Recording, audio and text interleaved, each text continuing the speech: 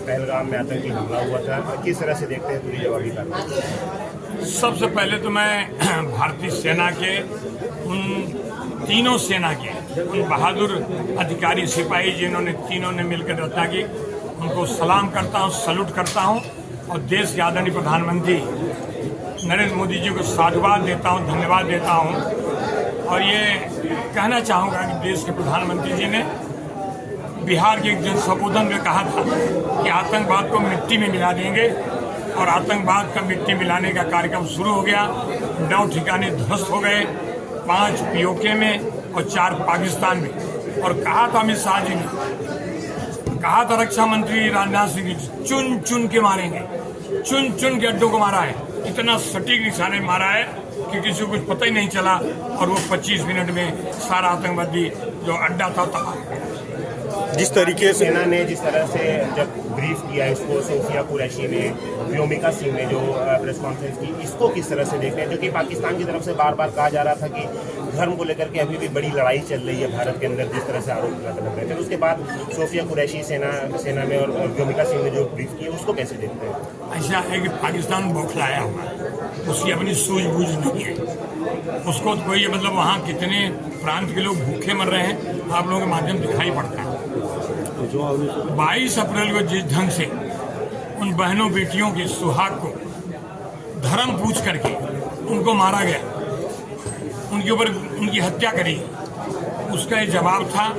आगे भी जब भी पाकिस्तान अपने हरकतों से बाहर नहीं आएगा, भारतीय सेना ने वो एक तरह से दृढ़ निश्चय कर लिया है कि आतंकवाद का सफाया होने तक हम लोग चुप नहीं बैठेंगे। और आदरणीय देश के प्रधानमंत्री जो खुद रात भर बैठ के मॉनिटरिंग करते रहे, अभी 3 देशों का कुछ दौरा था उसको रद्द किया है। ये आतंकवाद का सफाया होना जरूरी है। अभी तो लंका दहन हुआ है, अभी लंका दहन हुआ है, रावण अभी बाकी है।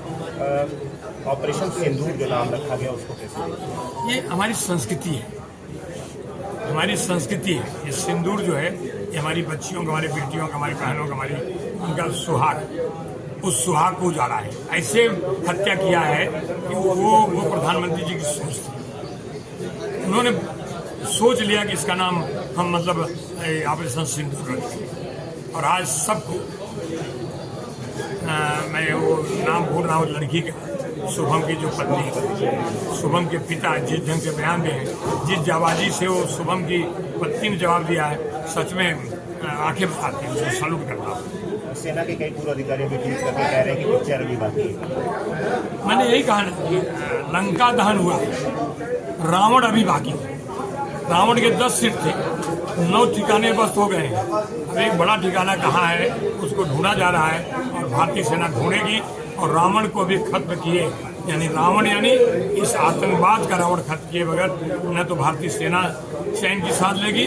आदरणीय देश के प्रधानमंत्री, मैं सभी को आदरणीय देश प्रधानमंत्री के नेतृत्व में, चाहे हमारे रक्षा मंत्री श्री राजनाथ सिंह जी हों, गृह मंत्री हमारे अमित शाह जी हों, चाहे वो मंत्रिमंडल के सारे लोग हों, एक फैसला जो लिया गया है। और कल ही मैं देखा उत्तर प्रदेश के माननीय मुख्यमंत्री योगी जी, उन्होंने एक बार कहा था उत्तर प्रदेश की विधानसभा में कि मैं माफियाओं को मिट्टी मिला दूंगा, और आज उत्तर प्रदेश में माफिया करीब करीब मिट्टी मिल गए हैं।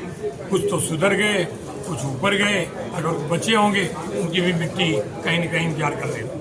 पुंछ सेक्टर में जिस तरह से पाकिस्तानी द्वारा शेलिंग की जा रही है, उसमें कई सिविलियंस की जान गई है और सेना के भी कई जवान जो है शहीद हुए हैं, कैसे देख रहे हैं? दुखद है, सिविलियन की जान नहीं जानी चाहिए, लेकिन सामने जो पाकिस्तान सीज फायर का उल्लंघन कौन किया है? पाकिस्तान ने किया है। हमारी सेना तो अपनी सेना बचाव में तो करना पड़ेगा, तब वो नहीं दिखाई पड़ता कि वहाँ कौन है, कैसे करेंगे। हमारा टारगेट है, उनकी सेना ने सबसे पहले सीज फायर का उल्लंघन किया, गोलियां चलाई, हमारे सिविलियन भी मारे गए, हमारे कुछ सैनिक भी मारे गए। उसका जवाब, मुंह तोड़ जवाब हमारी सेना ने दिया।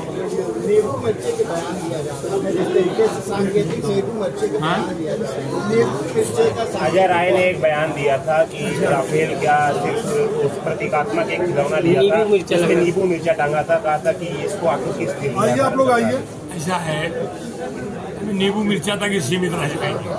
उनको मालूम वहाँ कौन सा गन चल रहा है, मिसाइल चल रहा है, राफेल चल रहा है।